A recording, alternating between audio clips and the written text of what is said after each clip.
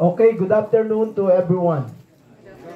Especially to our pathfinders and also master guide, to our active youth director. Salute to our master guide teachers and also master guide pastors who are here to support this first Northeast Luzon Mission-wide Pathfinder Campuri. Ako po'y natutuwa.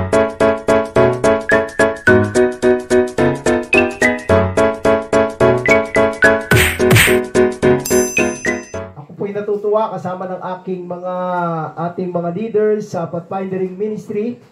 Kasama po natin ang ating mga coordinators na patuloy na sumusuporta sa ating ministry dito po sa teritoryo ng North Philippine Union Conference. Gusto ko po i-introduce ang aking mga kasama. Kasama po natin ang Master Guide Coordinator ng NPUC, si Master Guide Jemuel Absede. Pastor, can you stand? Yan. And also, the Pathfinder Coordinator, Master Guide Solomon Bantas. Our Pathfinder Coordinator and our part of the council, si Master Guide Nilo Marasigan, yan po nagdo-documents. Ano? And we are happy to be here for the first Campuri of Northeast Luzon Mission Church Base. One of the reason of this program is to mobilize, to reactivate, and also to train more young people preparing for youth leadership in our local churches. Kaya natutuwa po ako na sa taong ito, wala po tayong campuri na isasagawa ng church base. Binigyan po natin ng authority ang lahat ng youth director sa 9 missions and conferences under the NPUC territory na magsagawa ng church-based Pathfinder Campuri. At kayo po ang kauna-unahan. Kaya we congratulate the leadership with the support of the administration and also the district pastors in the territory of Northeast Luzon Mission. Thank you very much, Master Guide, Pastor Jupiter Jacinto, for the intentional leadership of training our young people in this generation. Alam niyo po, hindi madali ang manguna. But with the help and the wisdom of God, we know that our leaders are preparing for our young people for leadership. Napakaganda ng team na inyong pinili. Ano po? Chosen. This is the team for the global organization of our church. Chosen for mission. But this year, the World Pathfinder Day, we will celebrating the 74th World Pathfinder Day this coming September 21, 2024 with the theme, Jesus Comes With You. Jesus Comes With You. Yes. Ang ating Panginoon, a great master guide, sa bawat camp na isinasagawa natin, hindi lang sa Pathfindering Ministry o sa master guide, every camp na ginagawa ng ating church, we know that Jesus is with us. Yes, Jesus is with us. So, we are excited to celebrate this coming September 21 na sana i-celebrate din ninyo sa inyong mga local churches, local clubs, sa mga schools, at sa ating mga community ng ating World Pathfinder Day. Yes, napakaganda ng inyong team, Chosen. Chosen for mission. This first Pathfinder Campuri sa inyong mission. I would like to remind you, young people, and also youth leaders, the mission statement of Adventist Youth Ministries. Gusto kong ito ay inyong ma-memorize. At always keep on reminding every one of us, especially those who are leading the youth ministries department. At tayo, ito po ang burden natin, mga kabataan, mga kapwa ko leader. Pwede ba nating i-recite ito sabay-sabay? Okay, let's recite it. To lead young people into a saving relationship with Jesus Christ and help them embrace His call to discipleship. Yes. Dapat kahit tayo natutulog, pag ginising tayo, alam natin, ano ba ang mission statement ng Adventist Youth Ministry? To lead our young people into have a saving relationship with Jesus Christ and help them embrace the call for discipleship. Yes, ito po ang mission statement ng Adventist Youth Ministries. But under that, ito po yung ating aim, ito yung ating motto, at ito yung ating pledge. Ano? Actually, dapat sa lahat ng ating mga youth fellowship, youth gathering, even in afternoon program sa ating mga local church, ito'y nire-recite natin. Can we recite it? Ano? Para ma-remind tayo mga kapatid na ito ang ating aim, ito ang ating motto, ito ang ating pledge, kaya tayo nag-i-exist as an organization. Can we read it? Ready, begin. The Advent message to all the world in my generation. My motto? The love of Christ compels us. AY pledge? Loving the Lord Jesus, I promise to take an active part in the youth ministry of the church, doing what I can to help others and to finish the work of the gospel in all the world. So, one of the unique program of our church in the youth ministries that we have a organized program, and also we have the aim, we have the motto, and we have the pledge, and we have the mission statement. Sapagkat ito ang direksyon ng ating church para sa ating mga kabataan. The question this afternoon are, what are the objectives of the Adventist Youth Ministries? I would like to remind you, what is the objective of this ministry in our church while we are existing? Ang sabi rito, to save from sin into and guide into service. So, iligtas tayo mula sa kasalanan at pagkakasala, at tayo ay i-guide para sa paglilingkod. So, this is the main purpose. Actually, there are two important words in the youth ministry, the two S. Yung salvation and service. So, save from sin and guide into service. Gusto kong marinig na i-chant natin ito. Pag tinuro ko yung side na to, sabihin nyo salvation. Pag tinuro ko kayo, sabihin niyo service. Can we begin? Salvation. Service. Louder. Salvation. Service. Service. Salvation. Salvation. Service. Salvation. Service. Salvation. Service. Sabay. Salvation. Okay. Praise the Lord. So the two most important objective of the youth ministry is the salvation of every young people and guide them and train them to serve for service. So yun ang layunin nito. Ito yung objective. Ang sabi nga rito, this is true and only motive, so complete and impressive. Ito po ay inadapt natin noong 1926 pa. So ilang years na. Bilangin nga ninyo ilang taon na, no? Na dapat ito pa rin nananatili. To obtain the salvation of the youth, it is necessary to give them every possible opportunity to participate in all Adventist youth activities. So kaya kasama ito yung pathfinding ministry at marami pa. Under ng youth ministry, andyan yung amigos, andyan yung young professional. At nadagdagan pa yan sa pathfinding ministry, meron pa tayo senior youth leadership. Ano? At meron pa tayong mga ginawang mga organization, yung Bible conference, yan, Bible reading. Meron pa tayong prayer network, ano?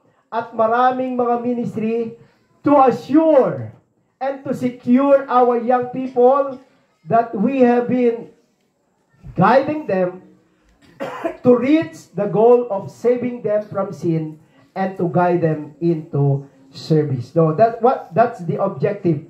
So what is the philosophy of the youth ministry? Ang sabi rito sa ating guide, the Seventh-day Adventist Church is committed to understanding young people and training its youth for leadership and service to humanity. Hindi lang para sa church natin, kundi sa sangkatauhan. Kaya lumalabas tayo, meron tayong mga community service.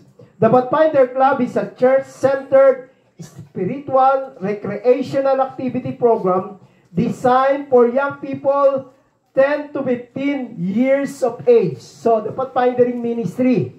And the highest level of training of Pathfinding is the Master Guide Training. Kaya po, sinisimula natin yan sa 16 years old up to 35 years old. Pero actually, alam nyo, gusto kong sabihin sa inyo, even the senior citizen in our church, even the elders are joining and accepting the training of Master Guide Training. At marami na tayo na-invest at ngayon ongoing sa maraming mga local churches, sa local district areas and missions in our territory are accepting this training as part of their growth, maturity in leadership. So kaya wala nang limit ngayon. Pero dapat nagsisimula ito from 16 years old up. Yun ang ating pasimula na i-train natin sila sa leadership training. So, much of the Pathfinder Club program is built around physical action. This is because youth from 10 to 15 years of age are in a fast-growing physical stage of development.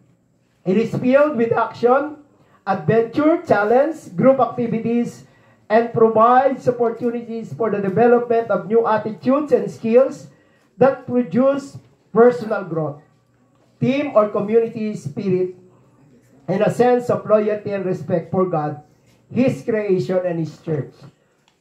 So natutuwa tayo. First time po namin makarating dito. My personal first visit to this school. Hindi ko alam na meron pala tayong school dito sa Quirino. At this is the only Adventist school, ano? At ako'y natutuwa na makarating at nakita ko ang kagandahan ng kalikasan sa lugar nito. Dinadaanan lang namin ito, itong dipon. Nung kami pumunta ron sa Mandela, nung pumunta kami ron sa, nagtipunan sa Quirino nung kami ay mag-evangelism 2 years ago, ay meron pala tayong magandang lugar dito. We praise God for God leading our leaders to establish a school that will train our young people. And also now, dito tayo nagka-camp. While the Pathfinder Club exists primarily for youth, one of its basic purposes is also to bring together parents and church members through active involvement in the club and its members. So, salamat po mga parents, mga church members, mga supporter natin na narito ngayong hapon. Kasama po kayo sa pagsasanay sa ating mga kabataan. Ang inyong support, ang inyong pagtatransport, pagpapahiram ng inyong vehicle, ng mga resources para po maisagawa ito ay isang malaking bagay sa development at training ng ating mga kabataan. Here, the so-called generation gap disappears as young and old worship, work, and play together in a band of common experience. Meaningful relationships are forged as leaders and counselors join with Pathfinders in sharing, building confidence, and working together. Kaya yung mga nakalagay dito na activities, yan po ang dahilan kung bakit ginagawa natin ito. The whole philosophy of Pathfindering is built on the premise that children learn best by example rather than precept. Kaya ngayon may mga activity na dito ay tuturuan tayo.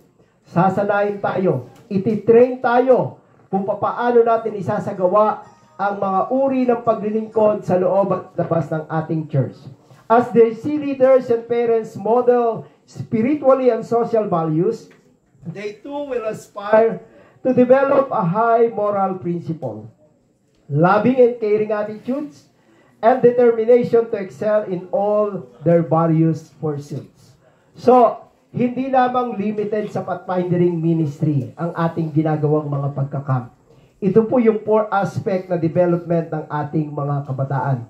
So, young people learn most effectively in a positive, happy, and secure atmosphere. I hope you will enjoy this camping. And this is one of the objectives. To make new friends, to enjoy together, doing things, and participating in every activities prepared by the organizer. The attitude of the club leaders is therefore a vital ingredient in guaranteeing the success and effectiveness of this ministry to youth. A failure to listen to and understand the needs of the young people will only erect barriers to real spiritual growth and development and may prove to be a contributing factor in making the church and its mission attractive to the youth. Alam niyo, hindi kailangan lagi tayong nasa loob ng church. Kailangan natin lumabas. Kailangan natin magkaroon ng activity outside the church. That's why many times our camping held outside and in the midst of nature. Kasi para ma-appreciate natin, mawala yung pagiging boring ng mga kabataan sa loob ng iglesia. Ito po ang layunin ng mga camping na isinasagawa natin. Hindi laging nasa loob tayo ng four corners ng ating mga churches. Yes, the General Conference and the Youth Ministry supported the theme for these 5 years, I Will Go initiative. This logo of the Word Church for the next 5 years, ang sabi noon sa Psalms 127:4, like arrows in the hands of a warrior. Ang mga kabataan daw ay para kayong mga palaso sa kamay ng isang mandirigma na gagamiting epektibo ng Panginoon saan man kayo isugo, dalhin para sa isang pagliligtas ng kapwa ninyo, mga kabataan. Pathfinders and Master Guide, we have the responsibility. In the community, some are waiting for our services sa ating paglilingkod. Our youth and young adults are designed by God to be sent into the world with the 3 angels message. Meron tayong dala-dala. That's why we have the mission. And we are chosen to do the task of that mission. Okay? Ang sabi pa rito, we are also called upon young people to go and be the hands and feet of Jesus. So tayo ang mga paa at tayo ang mga kamay ng ating Panginoong Hesus. Dadako tayo sa mga lugar na madidilim, mga lugar na hindi pa naririnig ang pag-ibig ng ating Panginoon. On local churches, on campuses, in the cities, as well as in the unreached countries of the world. In these trying times, the world needs Adventists more than ever. We fervently pray that every Seventh-day Adventist young person from ages 4 to 30 will join the Word Church in saying, I will go. Pwede ba natin isigaw, I will go. Let it begin. I will go. Yes. Yan ang team natin, hahayo tayo. Sapagkat meron tayong misyong gagampanan, ibahagi ang pag-ibig ng Panginoon at ang nalalapit na kanyang pagdating. Why does God call young people? Bakit ba ang mga kabataan ang tinatawag ng ating mga Panginoon? Down through the centuries, God has used many young people to keep faith alive and moving forward. Not backward. Moving forward. Sapagkat sa mga kabataan, dito makikita ang alab ng pananampalataya. At ang sabi pa rito sa ating pag-aaral, in the establishment of the Seventh-day Adventist Church, God worked through young people, helping to establish this movement and solid ground and move it forward with energy, dedication, and enthusiasm. So that's why God called each one of you young people. Huwag ninyong sasabihin, kabataan pa ako, pastor. Ako ay elementary pa lang, ako ay high school, ako ay may maraming kakulangan. Yes, but God called you young people to be part of His working force. That's why we have the training like this. So, how does God use young people? Paano magagamitin ng Panginoon ang mga kabataan? Josiah was 8 when he became king. So, sino rito ang 8 years old? Taas ang kamay. 8 years old. Pero ba? Wala na. Wala nang 8 years old. So, okay. 16. When he began to seek the Lord. At the age of 16. Sino ang 16 years old dito? 16. So, marami. Ako lang ang 16? Okay. And 20 when he began to purify Judah. Pansinin ninyo, 8 years old, 16 years old, 20 years old. He did what was pleasing to the Lord while he was still young. So, young people, I challenge you, Pathfinder and also Master Guide, I challenge you. The Lord can use you while you are still young. While you are your own strength, commitment and energy. God uses young people to lead and to bring change. Of course, God can use anyone of any age. Yes, alam naman natin anumang edad pwedeng gamitin ng ating Panginoon. Why is it important to serve God in your youth? Gaano ba kaimportante na kayo ay maglilingkod bilang sa inyong pagiging kabataan ng ating Panginoon? This is because our youth is a time when we are able to learn and grow in our faith. So itong mga edad yung yan yung panahon na kayo ay maraming matututunan. Kayo ay lalago, hindi lamang physically, mentally, socially, but most importantly, spiritually. Spiritually. So by serving God, during this time, we are able to develop a strong foundation that will last throughout your lifetimes. Alam niyo, I was trained when I was elementary grade. Hindi ko malilimutan. Ang pathfindering ministry ay pumasok sa aming church, doon sa Santa Ana Church. Na every afternoon, one of the master guide leader visiting our churches in the afternoon to assure that there is a program for pathfindering ministry in our local church.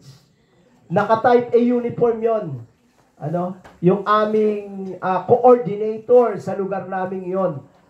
Siya, may edad na pero she dedicated her life to serve our young people. Si Ate Emma. Ate Emma Aguirre, hindi ko siya malilimutan. One of the best leader in our church during that time. Dumadalaw siya sa aming distrito, sa aming mga local church para makita niya kung talagang nagsasagawa ng pathfindering ministry every Sabbath afternoon. At lagi siyang nandoon anuman activity ng mga kabataan. Dahil gusto niyang ipadama at gusto niyang matuto ang mga kabataan, i-develop sila. Kaya yun ang isa na nagbigay sa akin ng inspiration until I entered TUCB that time and accepted the challenge of being a trainee in Master Guide Training. Until now, yun ang mga karanasan na ngayon ay humuhubog ng buhay ko at humuhubog ng buhay ng mga kabataang nagpa-undergo sa training ng pathfindering ministry. Ito po ay panghabang buhay, At ito ay pwede tayong dalhin hanggang doon sa langit. Sapagkat ito po ang programa ng ating Panginoon sa atin. Additionally, serving God in our youth will help us to better understand His will for our lives.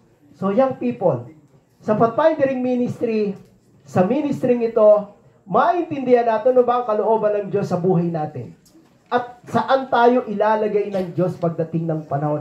I never expected to be the youth director of the conference and the union level.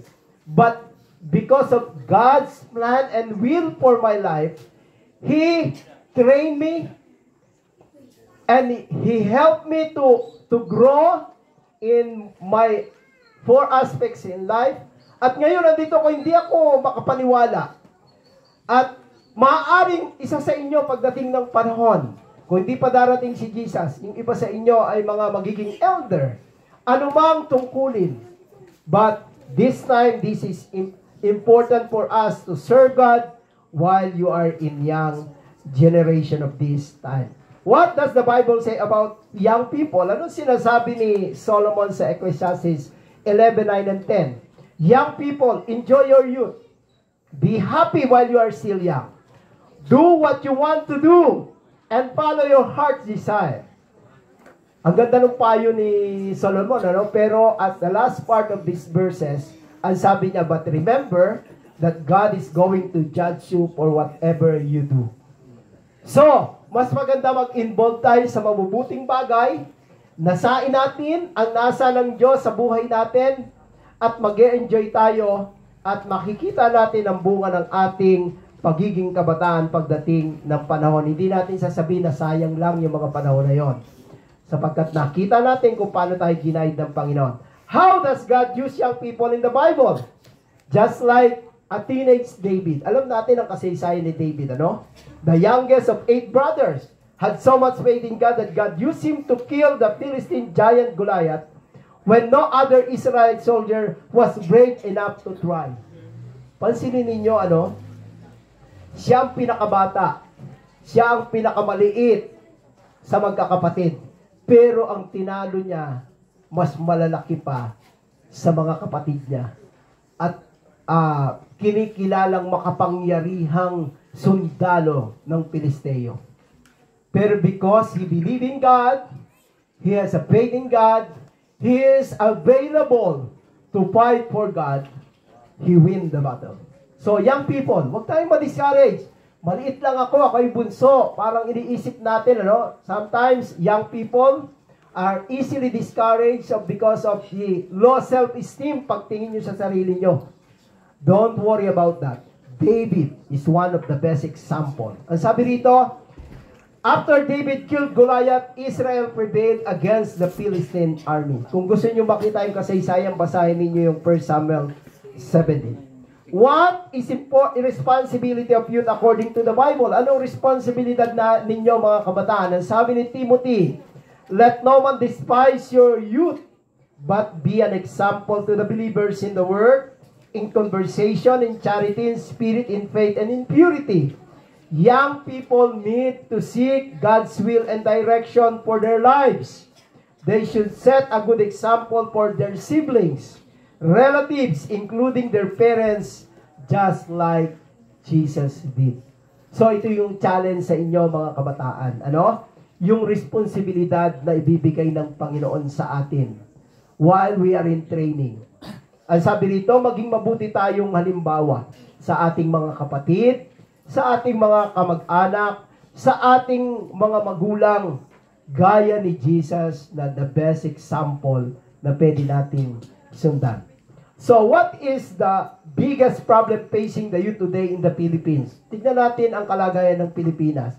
Ano ba ang problema ng ating mga kabataan ngayon dito sa ating local country? Ang sabi, the challenges that youth face in the Philippines include exposure to violence.